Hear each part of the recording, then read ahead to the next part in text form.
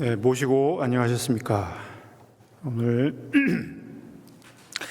주제를 인공지능 시대로 잡아봤습니다. 요즘 안팎으로 여러 가지 의미에서 세상이 굉장히 빨리 변하고 있습니다. 그 중에서 역시 제일 큰 화두 중에 하나가 인공지능이라고 볼 수 있을 것 같습니다.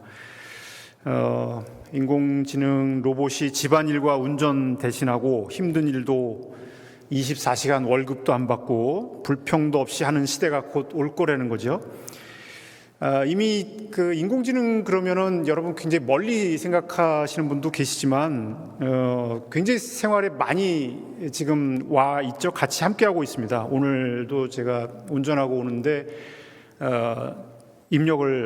갈 곳을 목적지를 입력을 하면 교통 상황 판단해서 최단거리 최적의 시간 어떻게 가면 잘 도착할 수 있는지를 인공지능이 알려줍니다. 길을.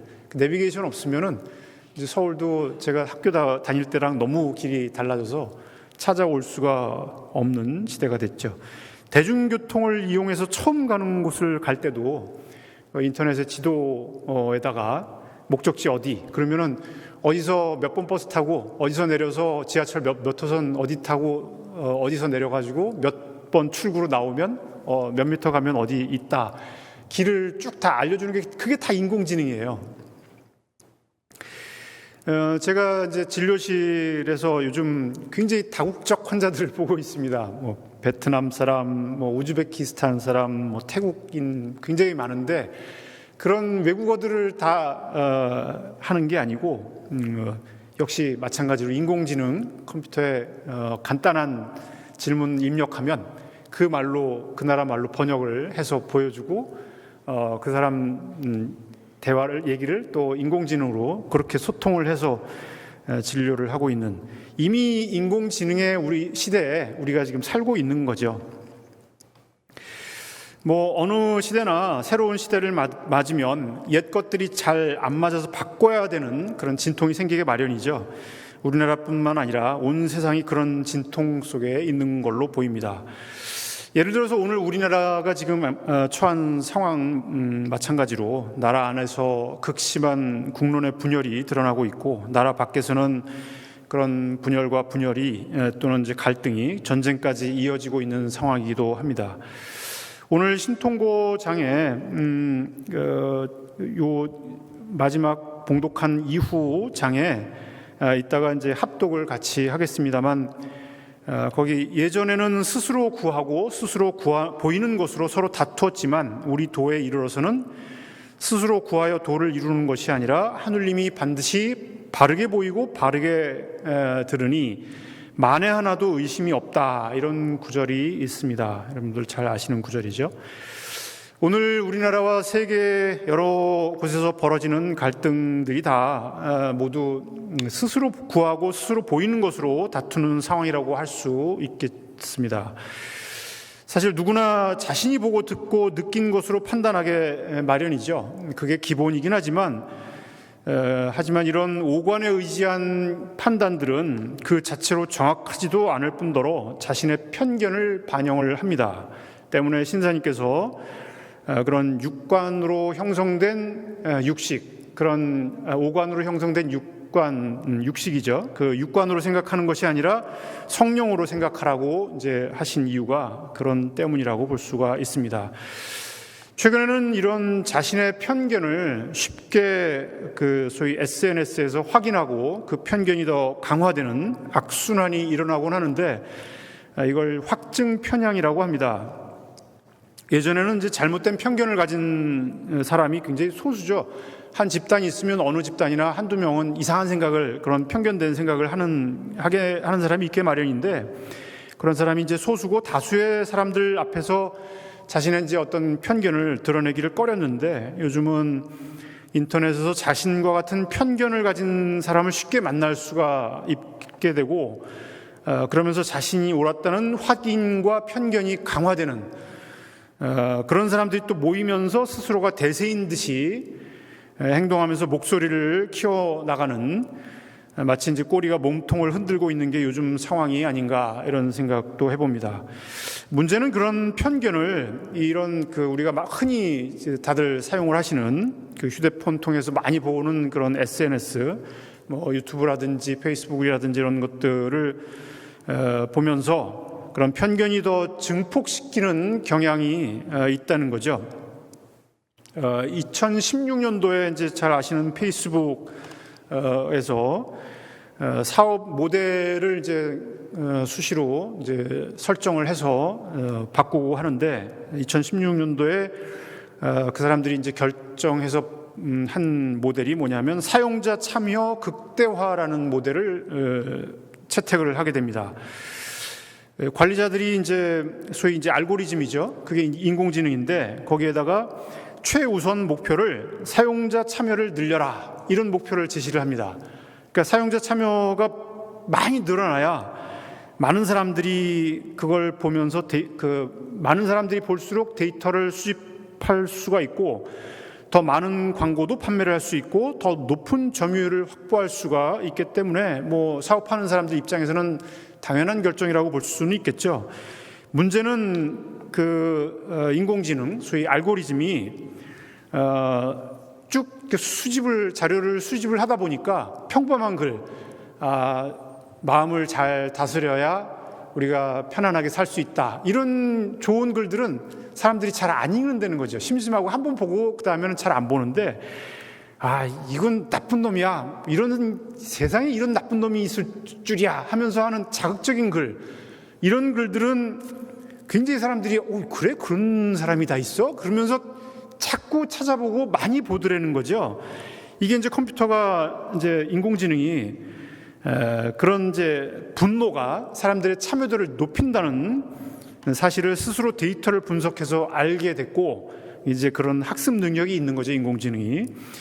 그런 올라오는 뉴스들이나 이런 주장들이 사실이건 아니건 간에 좀 더 자극적이고 분노를 유발하는 것들을 골라서 사람들한테 자동으로 추천을 하는 겁니다. 여러분들도 쉽게 경험을 하셨을 거예요. 뭐 집에 청소기가 좀 필요해서 휴대폰으로 청소기가 요즘 뭐가 있나 하고 로봇 청소기 한번 검색을 하면 그 다음 날부터 청소기하고 관련된 것들이 계속 소식이 올라옵니다. 난 보고 싶지 않은데도 계속 그런 것들이 올라와요. 그런 것들을 추천을 하는 게 이제 소위 알고리즘이죠. 그래서 마찬가지로 이제 한번 그런 것들 소식, 이제 그런 안 좋은 소식을 봤다 그러면 비슷한 소식들을 계속 추천해서 보여주는 겁니다. 그러니까 사람들이 이제 그런 거를 보면서 이제 인공지능한테는 선악 분별하는 그런 판단력이 없으니까 주어진 목표만 달성하면 되는 거죠.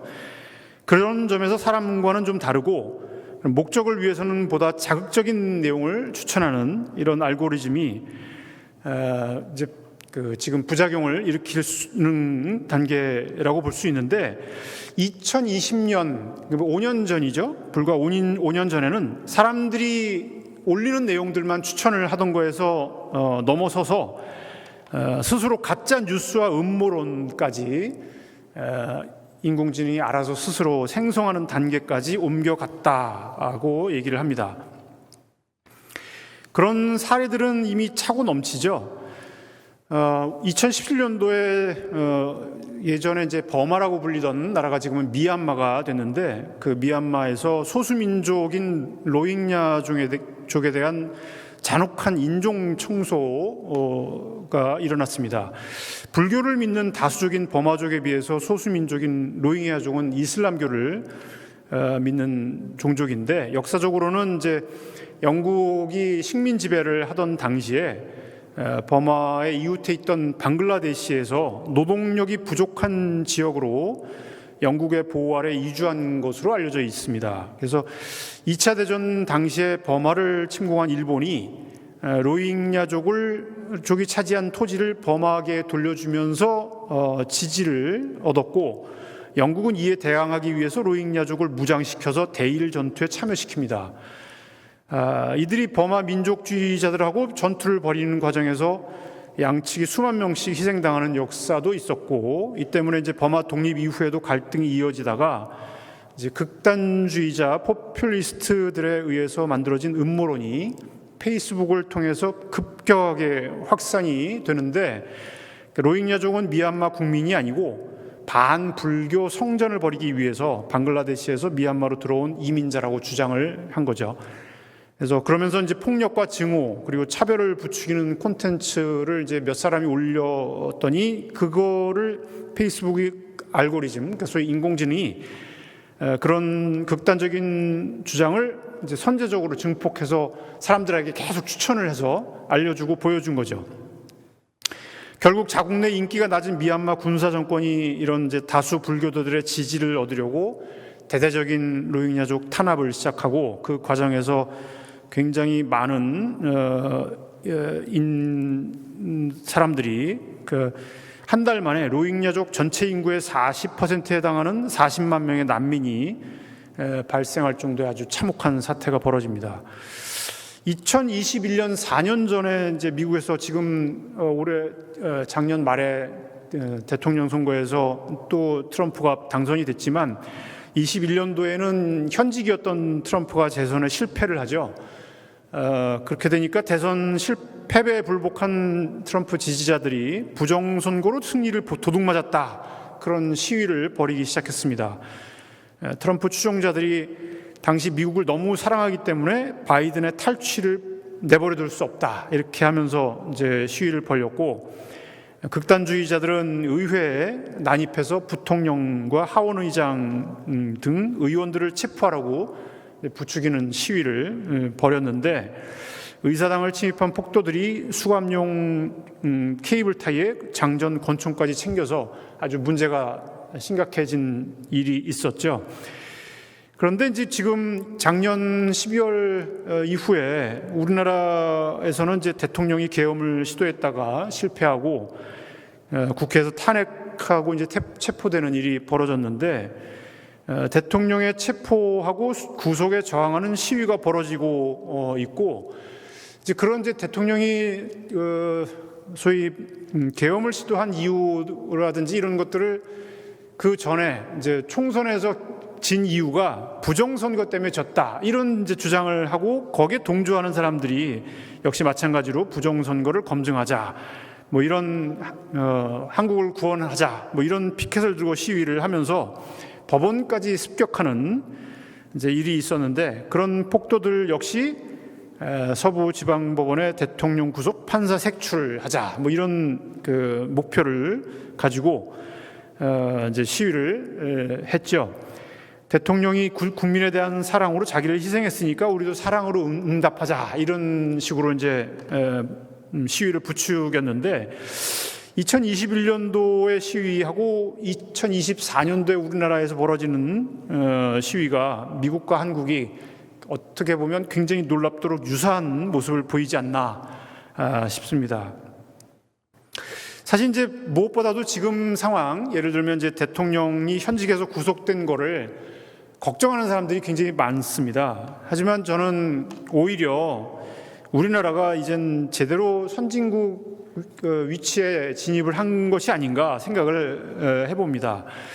성사님께서 명리전장에 보면 임금은 처음부터 사람들 가운데 세운 명칭이 아니라는 거죠. 처음부터 임금이 아니라는 겁니다. 물론 이제 백성들, 인민도 처음부터 임금이 기른 바가 아니고, 그러므로 백성이 오직 나라의 근본인 것은 더 말할 것 없이 명확하다, 이렇게 말씀하신 것처럼 대통령도 국민의 한 사람이죠. 국민들이 나라 일을 하라고 선출해서 잠시 맡겼을 뿐이고, 잘못을 했다면 예외 없이 법의 적용을 받아야 합니다.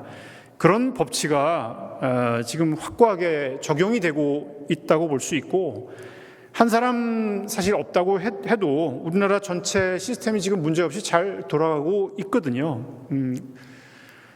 그게 사람으로 치면 스스로 책임질 수 있는 어떤 성인이라고 볼 수 있고, 나라로 치면 선진국이라고 볼 수 있을 것 같습니다. 다만 이번에 드러난 문제들을 고쳐서 정치 시스템이 좀 업그레이드 될 필요는 있다고 생각을 합니다.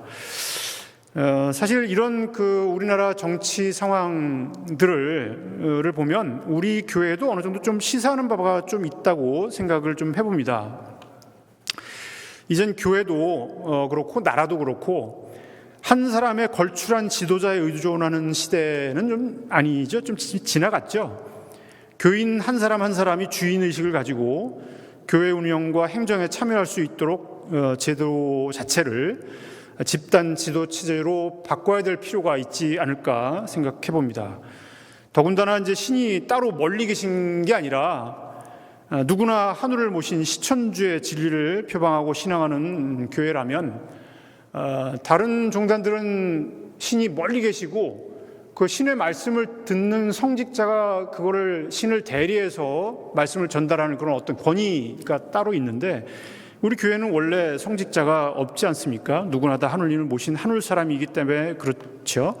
그렇다면 사회를 좀 앞서 나가야 되는 그런 게 있어야 될 거라고 생각을 해보고 교사에서도 우리 신사님께서 송암, 구암, 의암의 삼암에게 교단을 집단 지도하도록 한 예가 있고 3.1혁명 이후에 우리 교단 지도부가 대거 일제에 투옥된 즉 지도부 공백이 벌어진 뒤에는 13인의 천도교 의사원, 의정회, 종리사 총회 뭐 이런 식으로 해서 중의제를 시행한 역사가 있죠.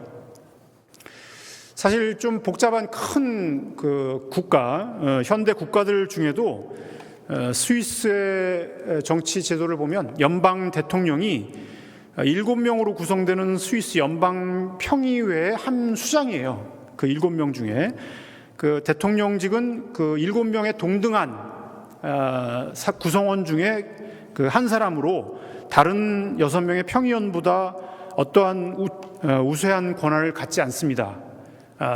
전통적으로 그 돌아가면서 대통령직을 나라를 대표하면서 수행할 뿐이지 7명 중에 한 표를 행사할 뿐이라는 거죠.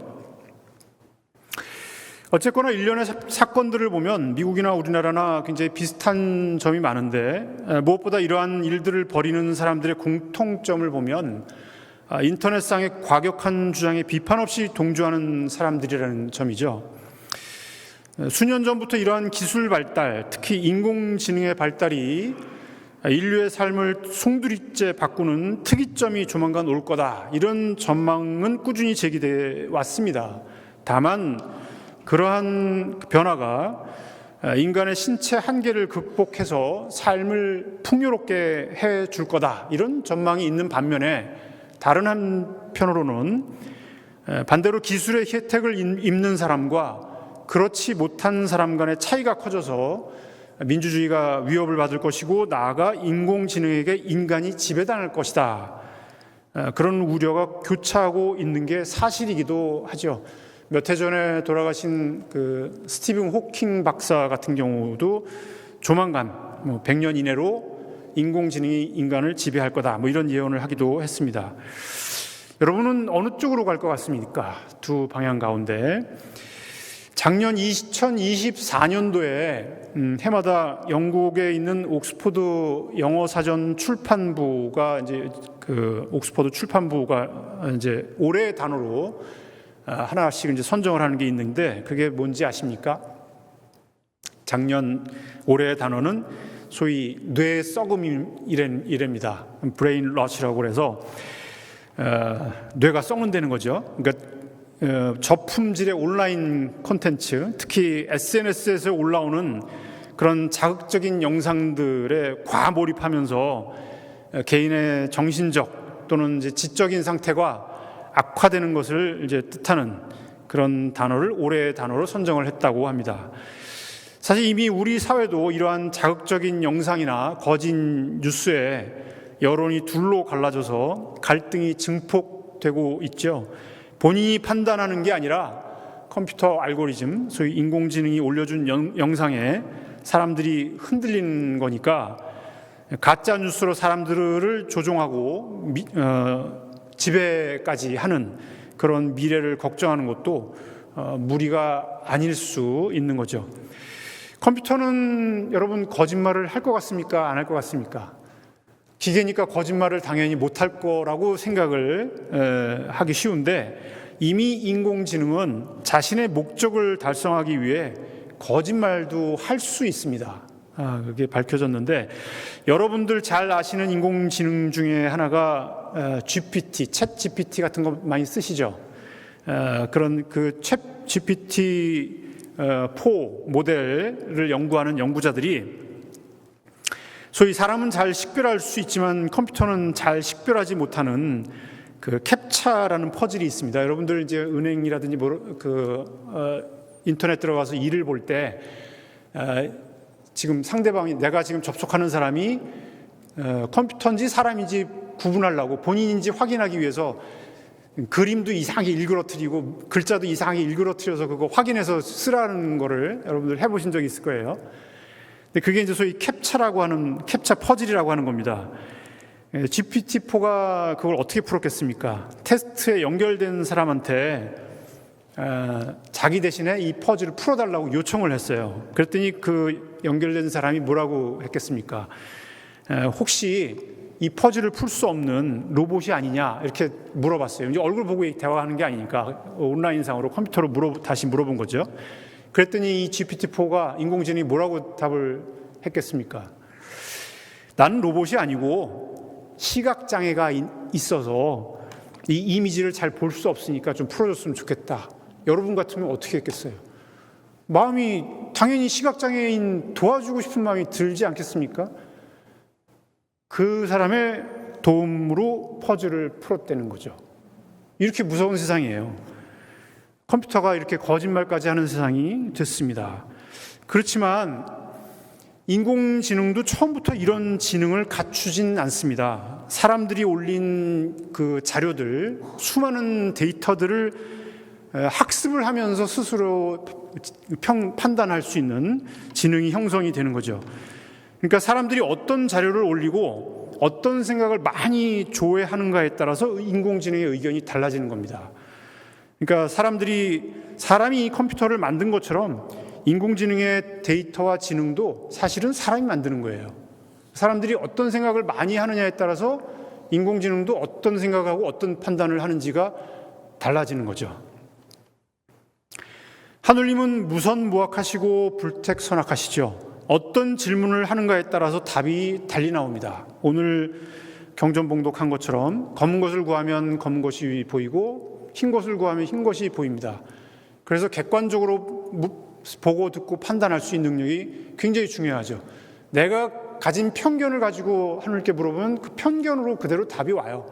근데 그걸 가지고 하느님이 답을 주셨다 생각을 하면서 하느님이 가르쳐 주신 거니까 틀림없어, 이렇게 편견을 가지고 밀고 나가시는 분들도 있기는 합니다만, 그건 굉장히 무서운 독신, 그런 그 편견으로 가는 거죠. 인공지능도 마찬가지입니다.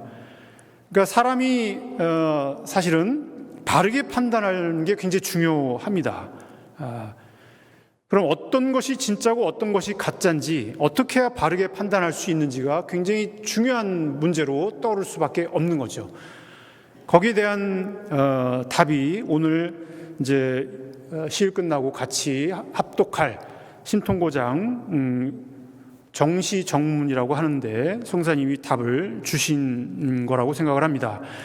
그런 이제 판단에 따라서 우리가 사람이 주도하는 삶과 세상이 될 수도 있고, 세상이 거짓 정보에 끌려다니거나 인공지능에 지배당하는 세상이 될 수도 있는 겁니다. 사람이 어떻게 판단하느냐에 따라서. 우리 스승님께서 그런 답을, 신법을 가르쳐 주셨죠. 대진사님께서는 만사를 하느님께 구하라, 그런 심고를 가르쳐 주셨고, 성사님께서는 오늘 신통고장에서 정시정문이라고 하는 것을 가르쳐 주셨습니다. 바른 판단을 하는 것은 하느님께 물어봐야 된다는 거죠. 그 중에서도 이제 성심신 3단을 입체적으로 생각하고 판단하는 데서 바른 판단이 온다고 가르쳐 주신 겁니다. 이 정시정문이라고 하는 것은 구체적으로 어떤 사안이 있을 때마다 입체적, 그러니까 성심신 3단의 세 가지 측면에서 나눠보고 합해보라, 이렇게 말씀하신 건데, 성품의 측면이라고 하는 것은 이게 진짜 하느님 이치에 맞는 건지, 논리적으로 맞는 건지, 그걸 이제 보편 타당한 건지를 따져보라는 거죠. 어떤 말이든지 이치에 합하고 도에 통하면 그게 이제 천어라고 말씀하신 것처럼 그걸 먼저 따져봐야 되는 거고, 마음의 측면은 뭐겠습니까? 일단 내 마음에는 들어야 되겠지만 상대방 마음에도 드는지 역지사지 해봐야 되겠죠. 내가 있는 위치에서 볼 수 없는 것을 상대방은 볼 수가 있습니다. 그러한 입체적인 시각을 한 사람이 다 갖출 수는 없기 때문에 다른 사람의 의견이나 시각도 존중할 수 있어야 되겠고, 그걸 위해서 다른 사람들과 대화하고 우리 동독님들과는 도담, 내가 하느님께 수련하면서 들은 답이라고 하더라도 이게 내 편견으로 들은 답인지 객관적인 답인지를 다른 동독님들하고 그런 도담을 많이 나눠야 되는 겁니다. 몸의 측면은 뭐겠습니까? 그런 그 답을 듣고 사람들 마음에 흡족하다고 하더라도 우리 실제 삶 속에서 그게 실천이 가능한 것인지를 봐야 되겠죠. 아무리 이치에 맞고 나와 상대방도 흡족해 하는 거라고 하더라도 현실 속에서 실현할 수 없는 공리공론이라면 의미가 없겠죠. 이 세 가지 중에서 다른 사람의 마음도 살펴봐야 되는 그런 대화를 한 번 더 생각해 봅니다. 입체적으로 생각하고 봐서 바르게 판단했다고 해도 이걸 다른 사람들, 특히 동독님들과 많은 대화, 토론을 해야 된다고 생각을 합니다. 특히 우리 수련을 하면서 더 그래야 된다고 생각을 하는데, 혼자 생각하고 판단하는 것은 그 사람의 공부 수준과 한계 상태에 따라서 한계가 있을 수밖에 없죠. 때문에 이걸 다른 사람들과 토론하고 하면서 확인하고 점검하고 수정할 수 있는 것은 중요한 절차고 공부라고 생각을 합니다. 사실 이런 도담이 동학 수행의 중요한 특징 중에 하나라고 생각합니다. 대진사님께서도 마음이 열리는 순간 하느님과 대화하면서 그걸 그대로 기록에 남기고 있죠. 하느님을 대하는 순간에도 일방적으로 하느님 명을 받아서 그대로 하겠습니다 하고 납작 엎드리는 게 아니라 당신이 의문이 나는 거를 계속 물어보고 계시잖아요. 이게 맞습니까? 왜 이러십니까? 이걸 질문을 해야 되는 거죠. 그게 굉장히 인상적이라고 저는 생각을 합니다. 그런 하느님과의 대화는 사실은 이제 자신 내면과의 대화죠. 하느님이 멀리 따로 계신 것이 아니라 나와 만물에 함께 하고 계시기 때문입니다. 그러므로 이 이치를 아는 우리 교인들은 하느님께 언제 어디서나 묻고 답을 들을 수 있는 장점이 있죠. 반면에 자신이 생각하는 수준에 따라 묻는 것에 따라 답이 달라질 수 있죠. 아까 말씀드린 것처럼 흰 것을 구하면 흰 것으로 보이고 붉은 것을 구하면 붉은 것으로 보이고, 대진사님께서는 자신이 보고 듣고 깨달은 것을 사실 다른 동독님들 어디 가서 확인할 데가 없었죠. 그걸 대진사님이 이제 처음 깨달으신 거니까. 그래서 문의지심이 있지만 어디 가서 문의하며 편언 척자 없는 법을 어디 가서 본을 볼고, 그러니까 어디 가서 물어볼 데가 없으니까 어떻게 하셨습니까? 1년 동안 직접 당신이 수행하시면서 직접 확인하는 그런 시간이 필요할 수밖에 없었을 겁니다. 하지만 지금은 그렇지는 않죠. 같은 도를 하는 동독님들이 굉장히 많이 계시니까 자신이 하느님께 듣고 깨달은 것을 다른 하느님인 동독님들과 대화하고 확인하고, 그렇게 해서 잘못 생각한 것을 수정하거나 다른 측면으로 생각할 수도 있구나 하는 것을 배울 수 있을 것 같습니다. 이게 공부고 학이라고 생각을 합니다. 신사님께서 학을 좋아하는 사람을 아직 보지 못했다 하신 이제 이 말씀이 이런 의미가 아닌가 싶습니다. 그러니까 우리 천도교의 이제 공부 방법, 수련 과정이라고 하는 게 자기가 이제 수련하면서 내면의 대화, 하느님과의 대화뿐만이 아니라 깨닫고 한 것을 또는 궁금한 것을 선생님이나 동독들하고 같이 묻고 답을 듣는 그런 도담까지 포함이 돼야 되지 않을까 생각합니다. 그러니까 이 객관적인 판단을 위해서는 그런 자신이 하느님께 들은 것뿐만이 아니고 도가 높은 선생님이나 함께 공부하는 동독님들의 의견을 경청할 수 있어야 되겠죠. 이게 이제 동학이라고 생각을 합니다. 학이라고 말씀하신 이유라고 생각을 하고, 기본적으로 이 학이라고 하는 것은 배움이죠. 배움이라고 하는 것은 자신이 모르고 있거나 알고 있는 것이 잘못될 수도 있다 하는 그런 전제에서 출발을 하는 거죠. 그러니까 열린 자세입니다. 자신이 배우고 알게 된 것도 지금 시간이 지난 뒤에, 지금은 맞지만 시대가 바뀌고 세상이 바뀌면 또 달라질 수도 있고 오류나 오해가 드러날 수도 있고 그렇게 해서 수정될 수도 있다 하는 것을 인정해야 되는 거죠. 그래서 아마도 대신사님께서 나는 도시 믿지 말고 하늘님만 믿었어라 내 몸에 모셨으니 사근 취언하단 말가 하신 말씀도 하늘님, 그러니까 진리를 남이 설명한 것이 아닌 스스로 찾아야 되고, 그걸 설명한 대신사 당신의 가르침조차도 시대에 따라서 변화할 수 있다. 하늘님 진리는 그대로지만 도즉 천도는 변하지 않습니다. 그렇지만 그거를 설명하는 학이라고 하는 건, 동학이라고 하는 것은 시대에 따라서 그리고 지역에 따라서 또 사람의 언어니까 달라질 수 있겠죠. 때문에 우리 해올 지사님께서도 대신사님의 가르침을 자신이 깨달은 일상적인 삶의 언어로 재해석하셨고, 성사님께서도 마찬가지로 당시의 철학적인 언어로 재해석하고 있는데, 이게 동학이라고 생각합니다. 우리 스승님들, 선인들이 깨달은 것을 외우기만 하는 게 아니라 오늘 우리 각자의 언어로 끊임없이 재해석해서 우리 자신의 삶 속으로 드러내고, 우리 자신이 배우고 깨달은 것을 모두에게 드러내서 다른 의견도 들을 수 있고 있을 수 있는 오류를 바로잡는, 이런 게 열린 자세가 학인 거죠. 이때 이제 필요한 것이 자신이 깨달은 것, 배운 것이 틀릴 수도 있다는 비움 마음을 이제 비워야 되겠죠. 자신의 의견을 듣고 다른 각도에서 평해주고 생각하고 해줄 수 있는 동덕이 있어야 되겠죠. 오늘 말씀드린 것처럼 지금 세상에 올라오는 수많은 소식들, 유튜브에 수많은 의견들, 동영상, 영상들도 가짜 굉장히 많습니다. 어떤 게 진실이고 거짓인지, 누가 사람이고 누가 컴퓨터인지도 분간이 어려운 시대가 됐습니다. 어쩌면 이 모든 것이 하나로 통합되어 가는 과정인지도 모르겠습니다. 다만 여기서 우리가 마음의 중심을 잡지 못하고 거짓에 휩쓸려 다니면 거짓에 지배당하고 인공지능에 지배당하는 그런 디스토피아의 세상이 올 수도 있지만, 반면에 우리가 스승님의 신법을 따라서 매매사사, 하늘님의 시각으로 정시정문할 수 있고, 우리 동동님들과 함께 생각을 바로 잡아나가면서 참된 심주를 지켜나간다면 참된 하늘 이치로 사람과 인공지능이 하나 되고 삶과 죽음이 하나 되고 나와 남이 하나가 되는 그런 동기일체 하늘 세상을 만들어갈 수도 있을 것입니다.